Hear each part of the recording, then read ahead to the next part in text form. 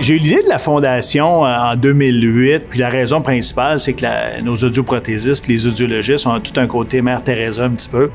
Et puis on avait des demandes à gauche, à droite, dans toutes les cliniques pour aider les gens parce qu'ils ne pouvaient pas se payer nos services, etc.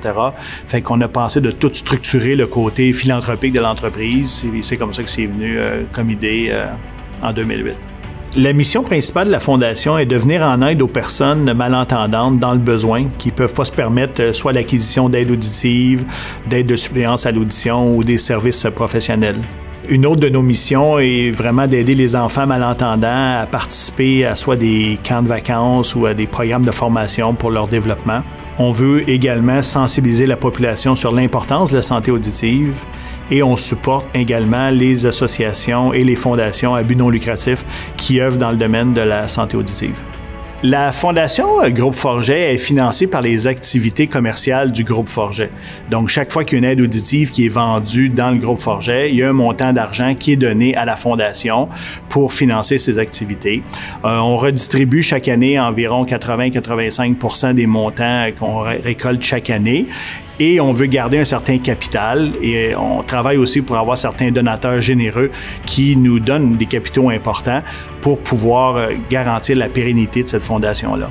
On fait environ 6 à 8 réunions par année du comité d'attribution. Ça, depuis les 100 dernières réunions, ça correspond à 2567 demandes, 1680 demandes qui ont été acceptées. Ça, c'est plus de 4 millions de dollars qui ont été donnés depuis 2008. Parmi les critères de sélection, il y a un critère qui est financier, un critère social et un critère auditif aussi. Chaque comité, on lit attentivement les lettres de présentation qui sont envoyées par le demandeur pour voir un peu qu'est-ce qui se passe dans leur vie, savoir si vraiment la personne a besoin d'avoir des appareils auditifs, par exemple. Le processus de demande à la Fondation débute par le patient nous fait une demande formelle avec toutes les pièces justificatives.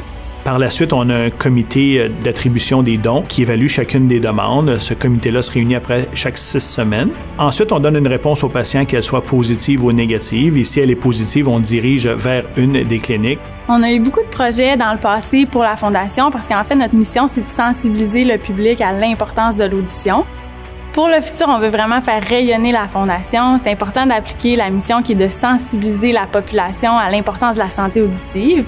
On veut continuer de faire des partenariats avec des associations, des organismes qui œuvrent pour les malentendants. Donc, il y a plein de projets, on n'arrête pas, ça continue pour la Fondation.